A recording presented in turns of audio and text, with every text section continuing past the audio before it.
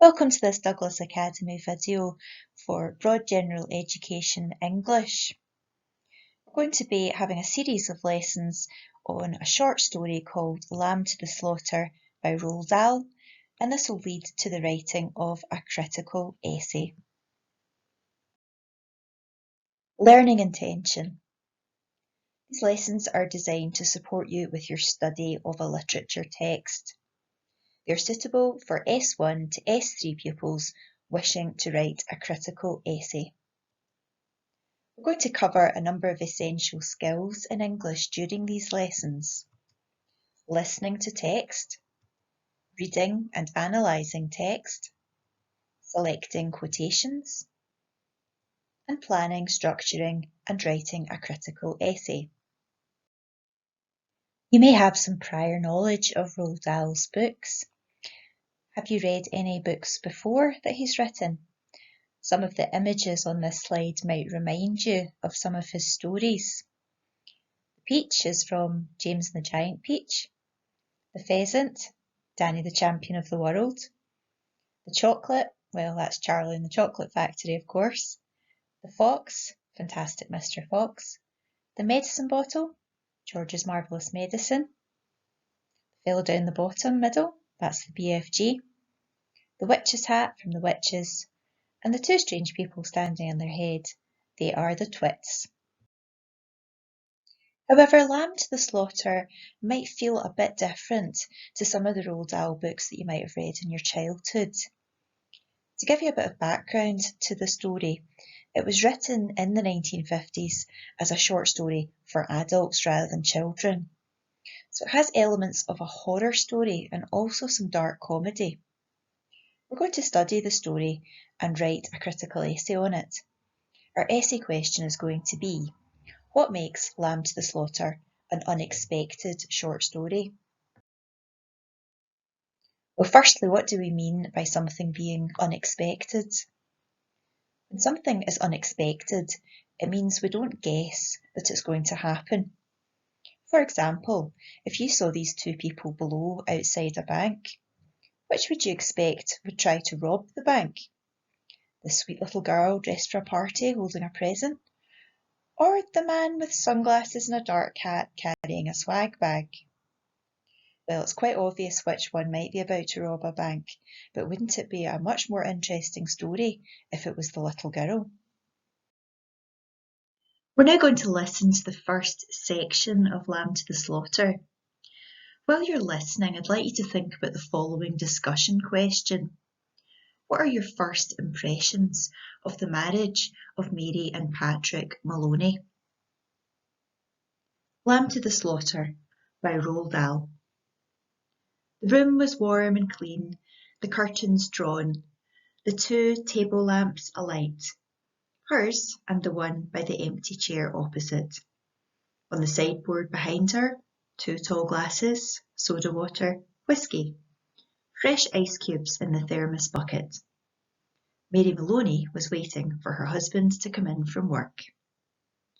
Now and again she would glance up at the clock, but without anxiety, merely to please herself with the thought that each minute gone by made it nearer the time when he would come.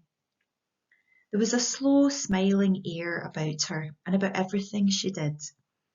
The drop of a head as she bent over her sewing was curiously tranquil. Her skin, for this was her 6 month with child, had acquired a wonderful translucent quality. The mouth was soft, and the eyes, with their new placid look, seemed larger, darker than before.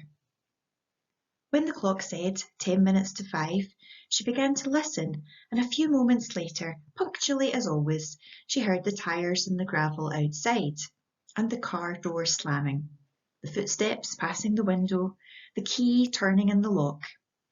She laid aside her sewing, stood up, and went forward to kiss him as he came in. "Hello, darling," she said. "Hello, darling," he answered. She took his coat and hung it in the closet. Then she walked over and made the drinks. A strong one for him, a weak one for herself. And soon she was back again in her chair with the sewing, and he in the other opposite, holding the tall glass with both hands, rocking it so the ice cubes tinkled against the side. For her this was always a blissful time of day.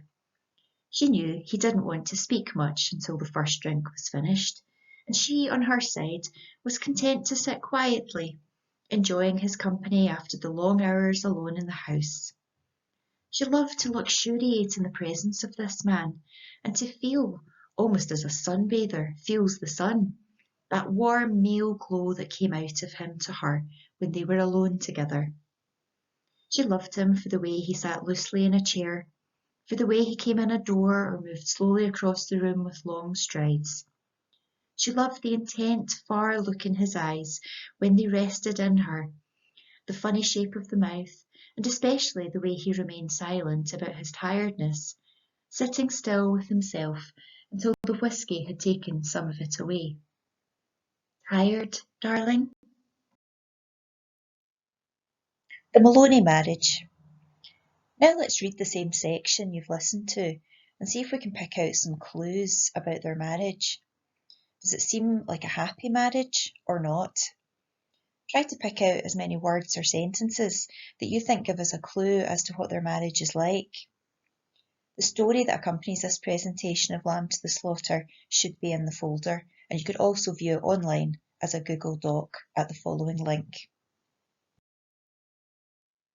It's most likely that you have decided from your listening to the story and reading it that the beginning of the story has quite a lot of evidence of a happy marriage between Mary and Patrick. Here are some of the quotations that you might want to consider as evidence for this. Firstly, the room was warm and clean. This suggests that Mary spends a lot of time and effort inside the house to make it a welcoming place for Patrick to come home to. She also makes sure that there's 2 table lamps alight. Having a light on for her husband coming home is significant and again shows how welcoming she is and how she's wanting to make him comfortable. Furthermore, she prepares some refreshments for him, 2 tall glasses, fresh ice cubes. She's wanting to make sure that he's refreshed himself when he comes in. And look at her attitude. She's waiting for her husband to come home from work. She's obviously looking forward to the end of the day when she'll see him again, and this suggests that she loves him. She's also watching the clock, eager to see him again.